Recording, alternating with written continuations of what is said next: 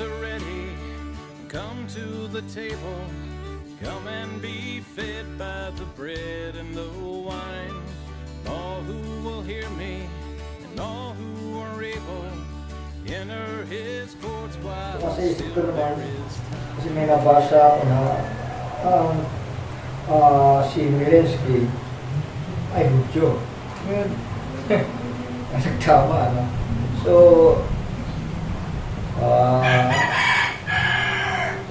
hindi ba natin nakikita na itong magiging rason kung bakit mapupuot ang mga Russian sa bansang ito, Israel.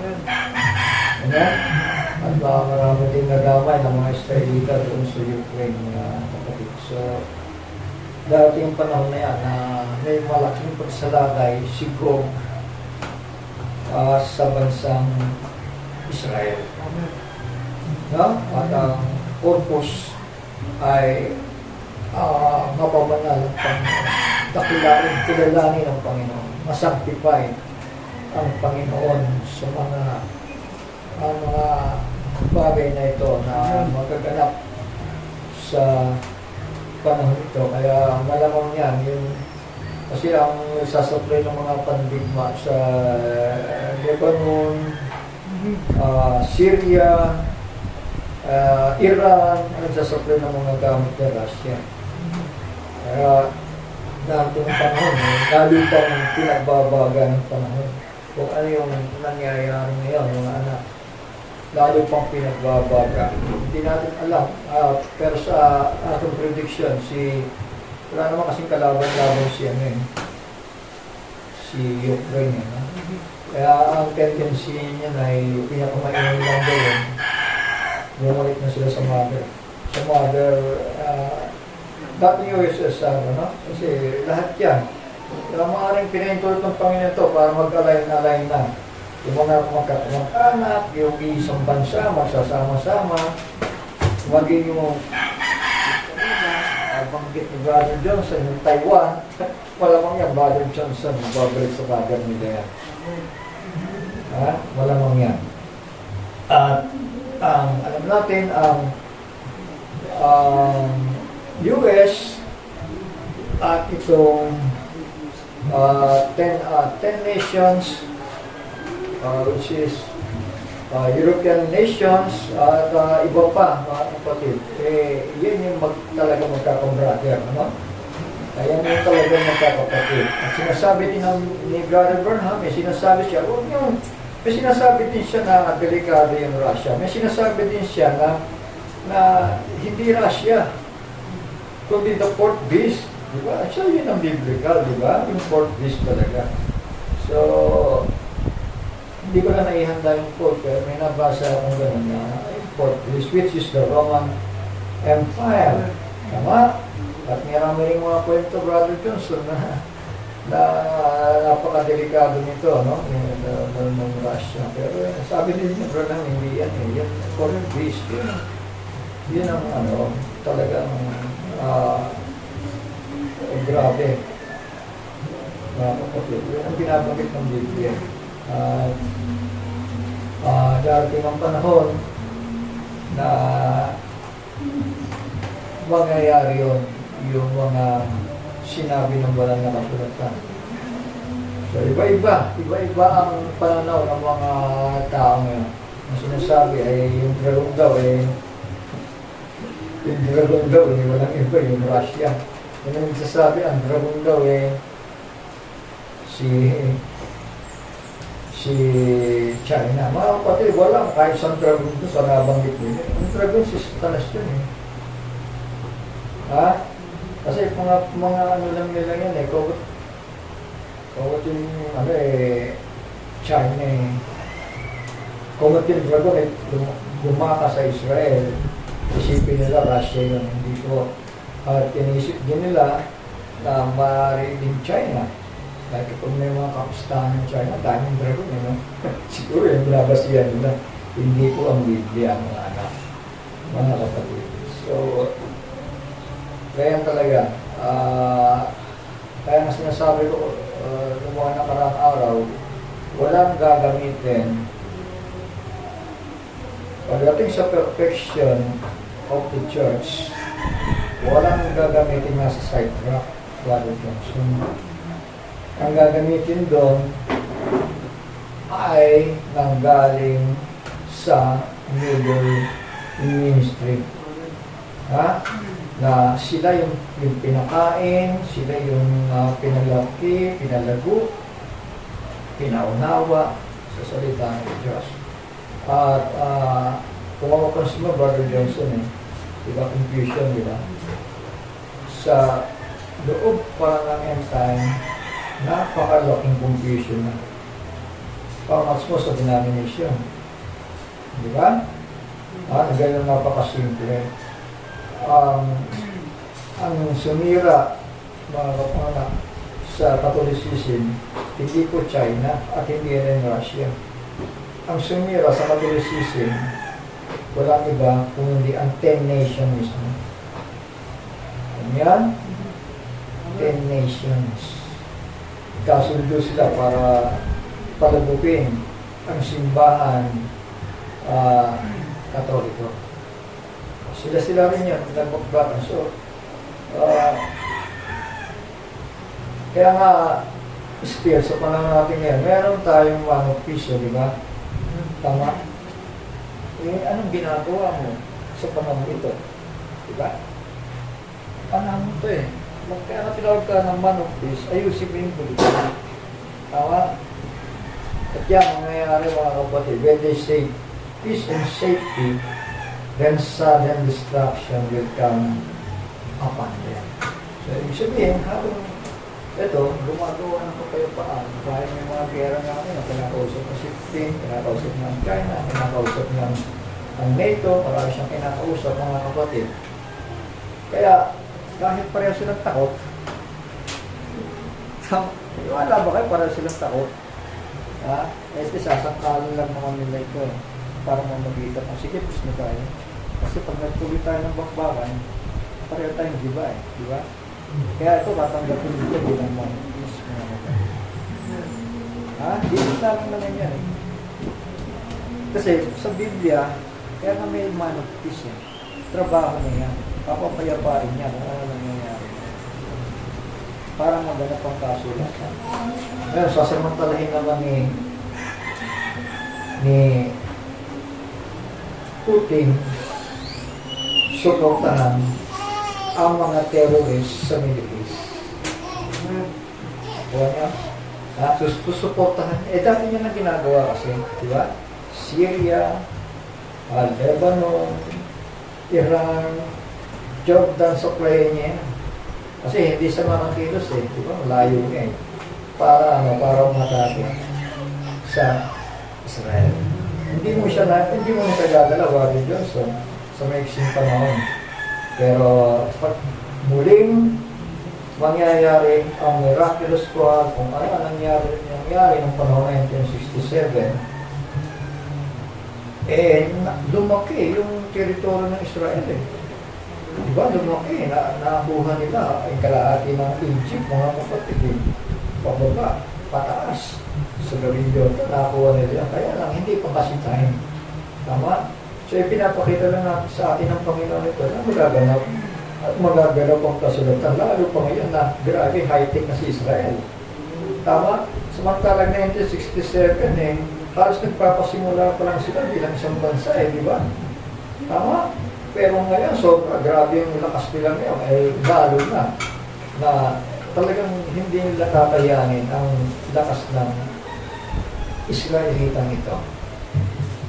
Pero ang lahat ng bagay ay may kawakasan, mga kapatid, hanggang pagtulong-tulungan na siya. Sige mo, magiging kaaway niya sa bandang muli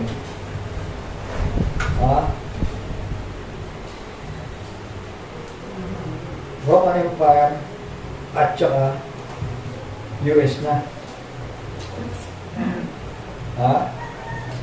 Yan ang magiging kalaban na. Pero dumapa man siya, mga kapatid. Dito na kasi yun Dito na yun. So, titignan natin yung panahon. hindi po mangyayari dito na ang kalyado ng bansa ay patapain si Israel. Dahil kung dito patatapain si Israel, walang dalawang propetang lilitaw. At hindi makinig kayo, mahalaga ito, mga anak siya, revelatory ito, ano? Para magkaroon kayo ng matatag na unawa. Hindi mariresto si Israel kung dito gigirahin sila. Kung dito sila pakikailangan ng mga Ruso, ng China, hindi. Dito po yun. Dito. Magtatakbuhan lang si Israel. O dito sa middle of the week. Dito sila aatakihin. Dahil nagrurul na ang beast nation. Nagrurul na. Kaya si Israel sa middle of the week, takbuhan na sila. Gera po yan, mga anak. Sa middle of the week na. Bakbakan yan.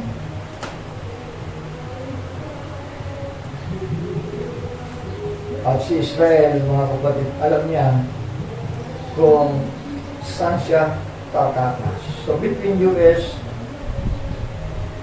Roman Empire, and Israel ang labanan doon. Dahil na nahimik na ang Middle East. Tama?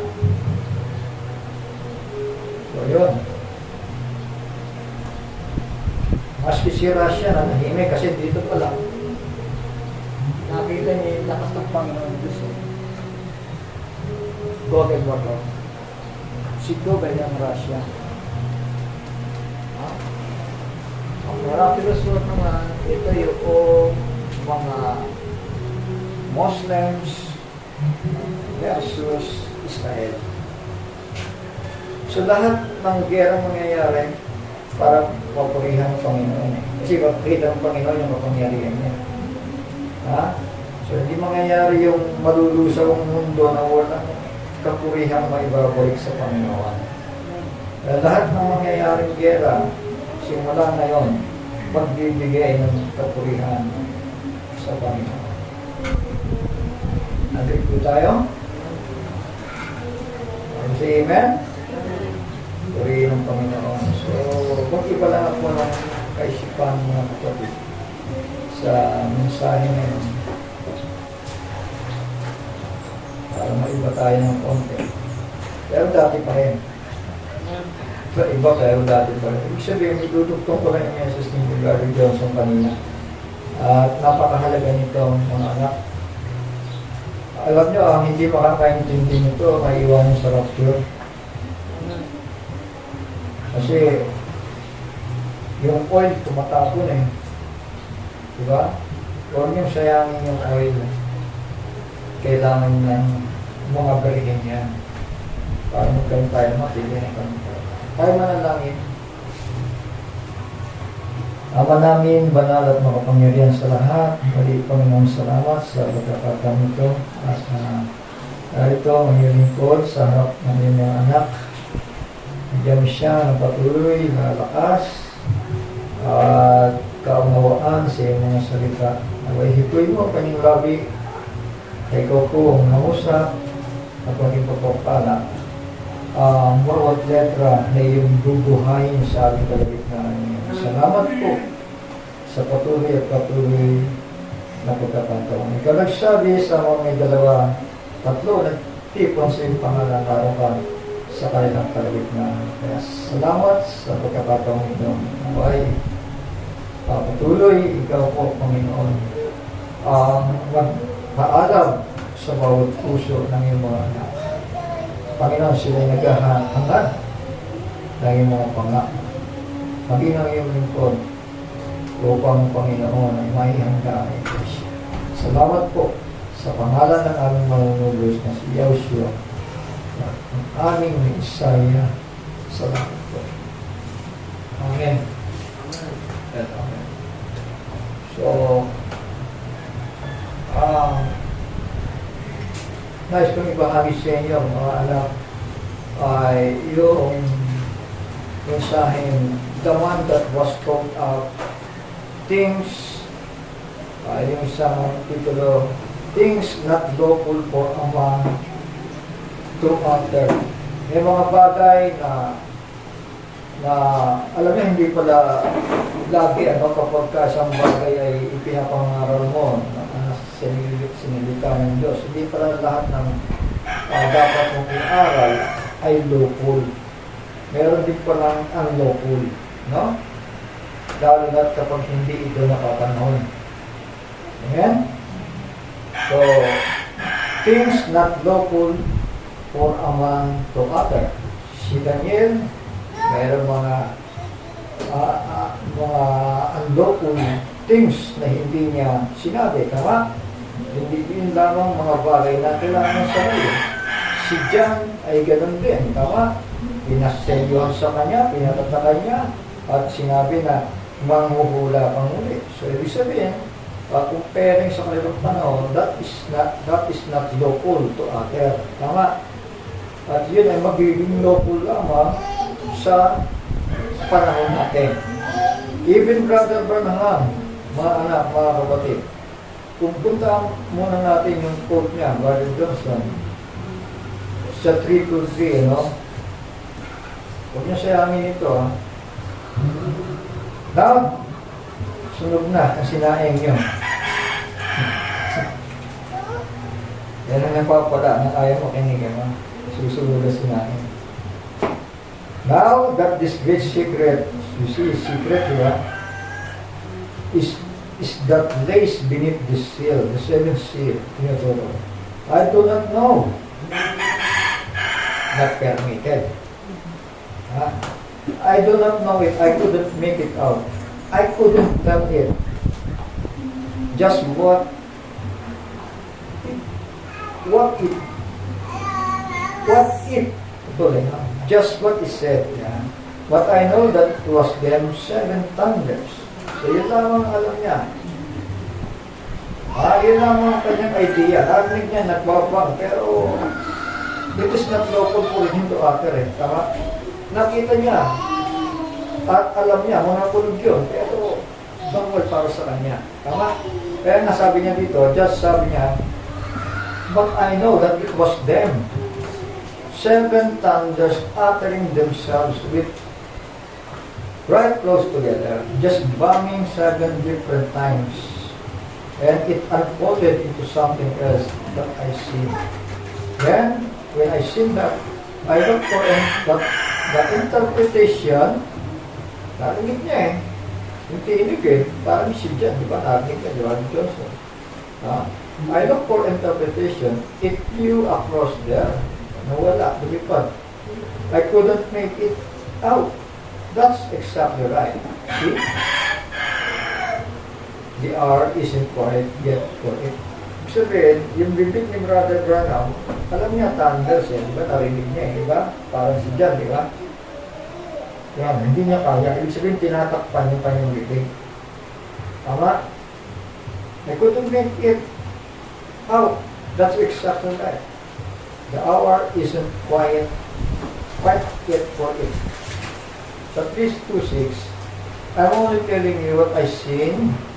So, meron siya nakita eh. Parang siwa, di ba nakita niya? And what has been told me. And now you do whatever you want to. I don't know what's going to take place. I do not know. I just know that those 7 thunders holds the mystery. Hindi na alam niya. Itong kulit yun. Tama. The heaven was quiet. Kaya na half-hour silence yan. Diba? Pag sinabing half-hour silence in heaven, nagkaroon ng secret one. Hindi naman ibig sabihin na hindi sila gumagalaw ng gano'n, hindi gano'n mga kapatid. Patuloy yung pagpupuri, day and night ngayon, di ba? Sabi ng Biblia.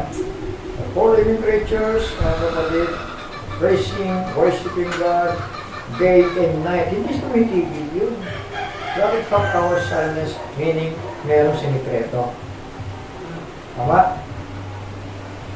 I don't know. I just know that those 7 thunders of ministry, the heavens was quiet. Everybody understand. Congregation says amen. It may be time, it may be the hour now that this great person that we're expecting to rise on the scene may rise on the scene. Meron siya naghihintay, mga kapatid. Maybe this ministry that I tried to take people back to the world has laid a foundation, and if it has, I'll be living for good. There won't be 2 of us here. Ibig sabihin, may mag-ministry na, Brother Johnson, malinaw di ba? The same time, see, if it has, he'll increase and I'll decrease. I do not know, but I have been privileged by God to look and see what it was seen. See and hold to that was. Now, that is truth. Totoo daw yun, mga kapatid. So makita natin, si Branham, merong mga bagay na nailihim sa kanya. Si Kristo din, di ba? Alam niyo ba yun? Sabi ni Kristo, hindi nalalaman ng anak ng kanyang pagparito, kundi tanging ama lamang na nasa langit. Tama? So yun ang pinatutungkalan nyo, yung half-hour silence in season of rapture. Merong bawal usalin. Not local for a man to utter. So ito, punta tayo sa 2 Corinthians 12 verse 1, kasiyan tayo ng Panginoon. Si Pablo po ang sumulat nito, no? Sundan po ninyo, kinakailangan ako'y magmupuri. Bagamat ito'y hindi nararapat. Ngunit aking sasaysayin ang mga pangitain ko at ang mga pahayag ng Panginoon.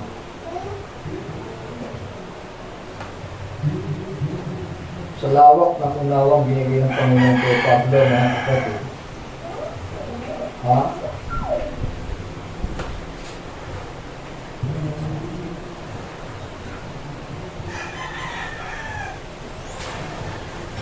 Nangayon mo kayo? Napakalawak na nakita ni Pablo. Tama. Pero may kilala siyang tao na higit pa ang lawak. Ha? Sa verse 2, ulitin ko yung verse 1 para magbuktong yung verse 2. Kailangan ako'y magmapuri. Bagamat ito'y hindi nararapat. Ngunit aking sasaysayin ang mga pangitain ko at mga pahayag ng Panginoon. So may pangitain at may mga pahayag kay Pablo ang Panginoon. Nakilala ko ang isang tao kay Kristo. Mga kapatid, pag sinabing nakilala ko ang isang tao kay Kristo, ibig sabihin yan, may ibang tao na tinutukoy siya. Kasi, ang sabi ng mga traditionally, ang sabi ng mga commentaries, yung tao na yan na tinutukoy ni Pablo ay walang iba kundi siya rin.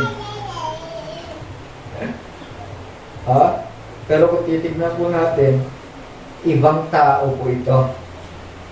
Basahin ko. Nakilala ko ang isang tao kay Kristo na mayroon ng 14 na taon. So kasi kung siya yan, sasabihin niya, may nakilala akong tao buhat pa ng aking pagkabata. Tama? At sino yan? Wala iba, din yung sarili niya. Tama? Pero ito ibang tao eh. Tama? Makinig kayo, sabi ko, mayroong ng 14 na taon, 14 years ago lang. Amen? Nagisinulat ni Pablo ito, nasa siguro, kaedad niya, kung kaedad niya si Kristo, mga kapatid. Lampas 14 years yan. Ha? Tama ba? Mayroon ng 14 na taon. Ibig sabihin, may malay na siya. At ito, mayroon ng 14 na taon, mga kapatid, ito po yung kanyang conversion. Tama. Meron ng 14 na taon, maging sa katawan, ewan ko. Maging sa labas ng katawan, ewan ko. Diyos ang nakakaalam na inagaw hanggang sa ikatlong langit. Inagaw, inakyat hanggang sa ikatlong langit. Inulit na naman niya sa verse 3. At nakilala ko ang taong yan. Maging sa katawan o sa labas ng katawan, ewan ko. Diyos ang nakakaalam. Yun ang hindi niya alam. Whether in the body or part of the body, na siya'y pinaakyat. Ang ibig sabihin, pag sinabing in the body, ibig sabihin kasama yung katawan niya, umakyat ba doon sa langit? O yun lang kaluluwa niya na umakyat doon?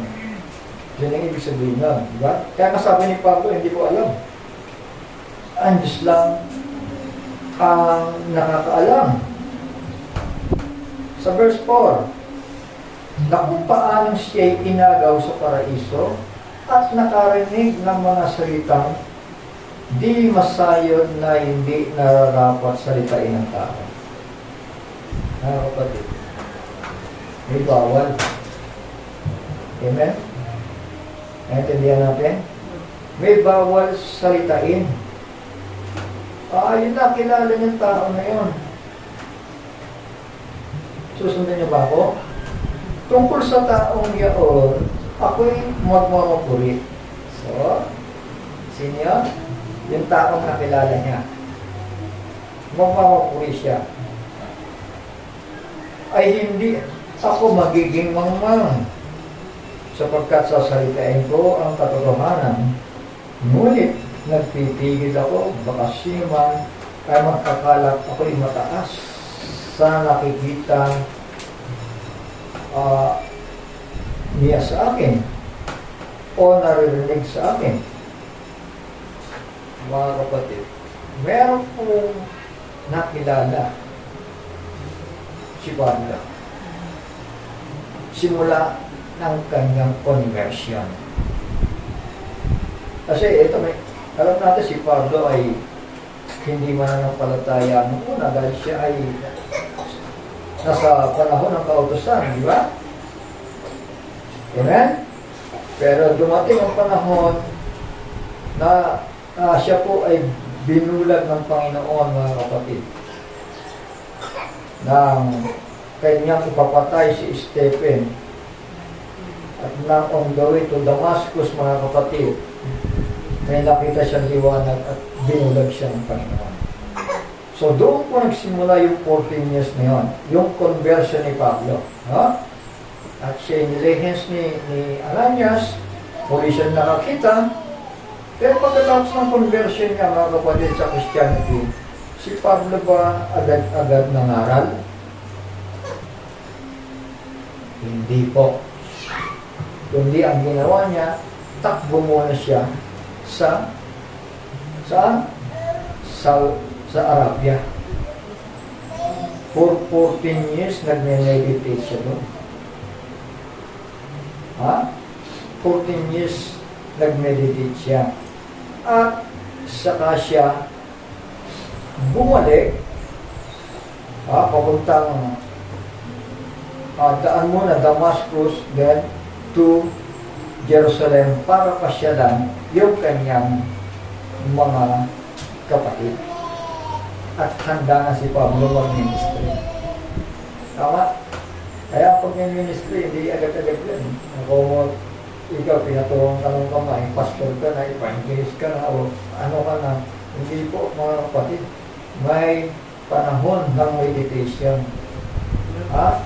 May panahon na ikaw muna'y tuturuan ng Panginoon. Ang mga alagad, 12 alagad, tinuruan mo na ni Cristo for 3 years. 3.5 years, di ba? Then after that, saka sila, nung mawala na si Cristo, sila na po ang nagpatuloy. So, ganun din kay Pablo, kailangan niya munang mag-solo. Kailangan niya munang mag-meditate. At nung panahon, mga kapatid na yun, ay bumalik siya. Galatians chapter 1. Ang dali ko. 1 verse 17, paigsiin ko na lang po dahil nag-aanastos na. Sabi niya dito, sa verse 15 ng Galatia,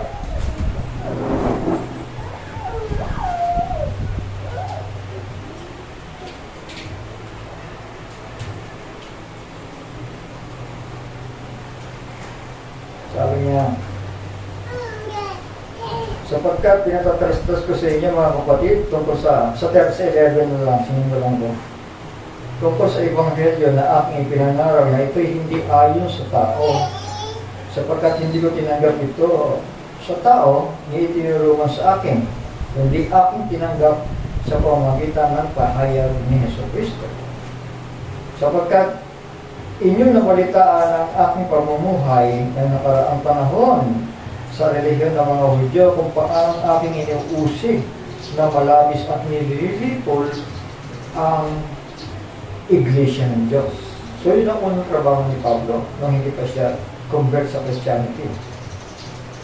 At ako'y namuna sa relihiyon ng mga Hudyo nang higit kaysa marami sa aking mga kasinggulang, sa aking mga kababayan, palibhasa'y totoong masikap ako sa mga salit-sabi ng aking mga magulang. Ngunit nang magalingin ng Diyos na siyang sa akin ay nagbukod, buhat pa sa tiyan ng aking ina, ang kanyang pagbersyon. At ako'y tawagin sa pamamagitan ng kanyang biyaya na inihayag ang kanyang anak sa akin upang siya ay aking ipangaral sa gitna ng mga hintil. Ito na. Pagkarakay hindi ako sumangunit sa laman at sa dugo, ni inahon ko man sa Jerusalem silang mga apostol na nanguna sa akin. Ha? Kundi sa Arabia ako naparoon at muling nagbalik sa Damasco at makaraan ng 3 taon ay umahon ako sa Jerusalem, then to Jerusalem naman, upang dalawin si Cephas, si Pedro po yun, at nakita kong kasama niyang 15 araw. So, kwentuhan sila, kwentuhan. Banding-banding sila. Ngunit wala akong nakita sa mga ibang apostol maliban na kay Santiago na kapatid ng Panginoon tungkol nga sa mga bagay na sinusulat ko sa inyo narito sa harapan ng Diyos, hindi ako nagsisinungaling. So, about 14 years ago, balik tayo doon mga kapatid. About 14 years, 2 Corinthians, eto na ngayon, yung sulat na sa Corinthians naman. Kaya nga, dito, mga anak, ikinukwento niya yung kanyang karanasan. Kinakailangan ako'y magmapuri, bagamat ito'y hindi nararapat, kundi aking sasaysayin ang mga pangitain ko at mga pahayag ng Panginoon. Ibig sabihin mga kapatid, ganito yun. Nagkaroon po si Pablo ng vision. Anong vision ang nakita niya? Nakita niya na mayroon tao kakilala niya. Kapuan niya manggagawa. Nakakita ng mga bagay na hindi nararapat salitain. So, sino-sino mga tao na yun? Hindi ko mahina. Si Daniel, si John, si Branham. Hindi posible naman si Branham yun. At imposible naman si Daniel yun. Walang ibang mga kapatid kundi si John. Tama. Amen. Kasi nang nagbalik ka sa Jerusalem, kwentuhan sila doon, baan sila katagal yung pwede nagkwentuhan, ay hilim. Doon yung nakilala yung tao na yan. At dito nga mga kapatid, sabi niya, about 14 years, ano yan, Yung tinagal niya sa Arabia yun. Tama? Hindi niya na-dinitali kung gaano pa ang taon na lumipas. Wala sinabi niya, about 14 years. Ha? Naintindihan natin? Ang ibig sabihin lang nito, mga anak, mga kapatid, hindi pa man lang na-experience ni John ang 96A vision patungkol sa aklat ng pahayag. Nakita na siya sa vision ni Pablo. Ha? Kasi ang salita ng Diyos dapat ipangaral, di ba? Pero dito may bawal eh. Tama? Sabi niya, kinakailangan ako yung magmapuri. Baka man ito'y hindi nararapat. Dahil sa lawak nga ng unawa ni Pablo eh. Ngunit aking sasaysayin ang mga pangitain ko at mga pahayag ng Panginoon. Pati si Juan, nakita niya eh. Yung na-experience ni Juan, nakita niya eh. Sabi niya, kung nakilala mo ang isang tao kay Kristo na mayroong 14 na taon, maging sa katawan, ewan ko. O maging sa labas ng katawan, ewan ko. Diyos ang nakakaalam na inagaw hanggang sa ikatlong lahit. So, inagaw daw hanggang sa ikatlong lahit, mga kapatid. At kung paanong siya inagaw sa paraiso at nakarinig ng mga salitang di masayod or not lawful. Sa English ganito, how that he was caught up in paradise and heard unspeakable words which is not lawful for a man to utter. Di ba? Anong sabi? Tingnan natin sa Revelation. Anong sabi dito? Chapter 10 verse 4. And when the seven thunders uttered their voices, I was about to write. And I heard a voice from heaven saying unto me, seal up those things which the seven thunders uttered, and write them not.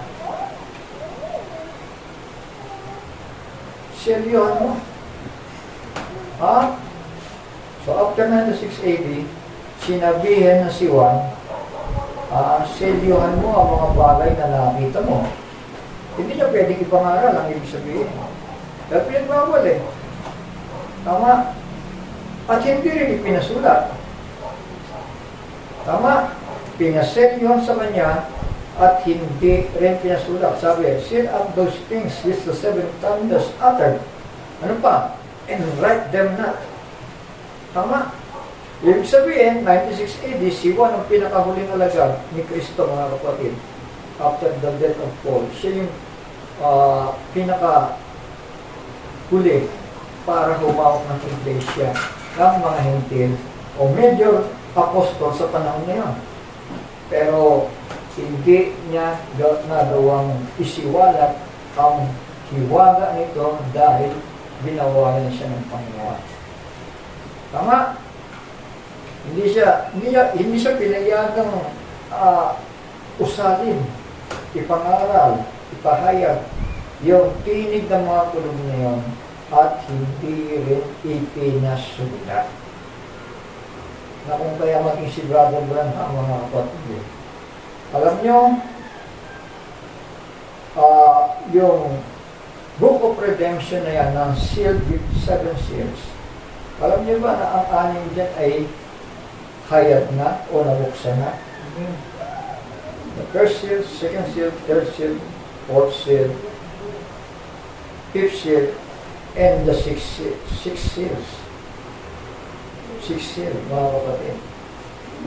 Yun po yung bahagi ng aklat na hayat na sa end time message given. Tama? Pero yung 7, hindi pinahintulog si Brother Branham. Diba sabi niya? Ha? Alam ko lang eh, itong kulog. Na umaalingaw-ngaw ng 7 beses at iba-ibang panahon sabi niya. 7 different times. Mga kapatid.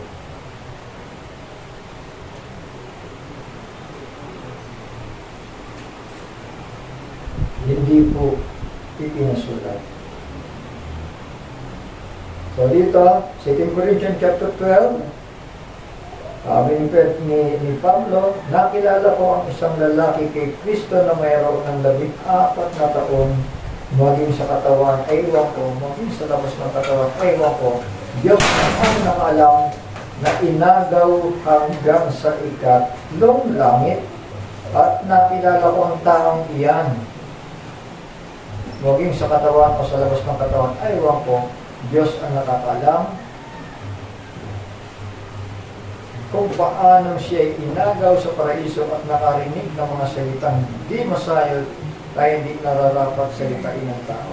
Tungkol sa taong iyon, tignan niyo yung pagkakaiba. Kasi sabi nila si Pablo rin daw yun. Sabi ng mga scholar, sabi ng mga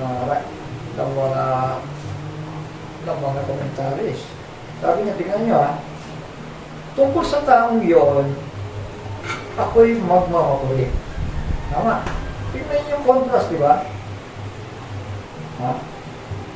Sapagkat, sabi niya, tungkol sa tao na yan, ako'y magmamahuli. Ngunit tungkol sa aking sarili, ay hindi ako magmamahuli. Doon na lang makikita mo na hindi si Pablo yun eh. Tama. Kasi doon sa tao niya, magmamahuli ako. Pero tungkol sa akin, ako'y wala. Tama? Seriously, amen? So, hindi si Pablo yun. Kasi nakilala nga niya eh. Above 14 years ago. Kasi kung siya mismo yun, sasabihin niya, may nakilala akong tao, buhat pa ng bata ako. Tama? Hindi, above 14 years ago lang. So yun, nasasaksihan niya mga kapatid. Kilala niya ang mga pangalan ng mga nangangaral ng salita ng Diyos. Siya nga yung tumutugis tumuhuli sa kanila. Isa na si Stephen doon na kanyang pinapatay. Amen? Kaya yan, ang Dawid to Damascus, binulag siya ng Panginoon. Then, si Ananias, nagdududa pa para patungan siya ng kamay. Pero muling na ibalik yung kanyang paningin. Hindi na agad-agad nangalit si Pablo noon. Punta muna siya ng Arabia. At doon, mga kapatid, mga anak, nagbulay-bulay muna siya.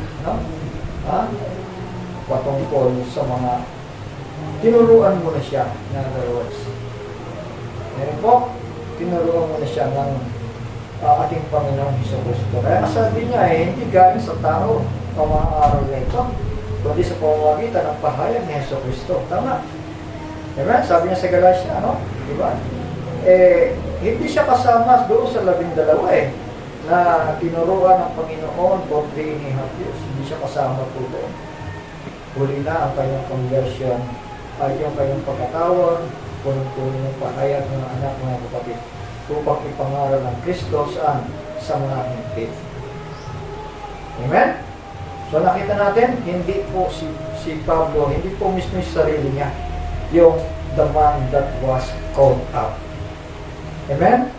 Kundi ito po ay walang iba kundi si Juan.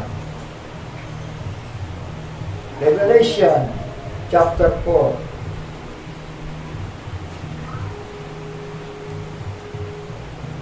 Si Juan nagkikwento, Pagkatapos ng mga bagay na ito, ay tumingin ako.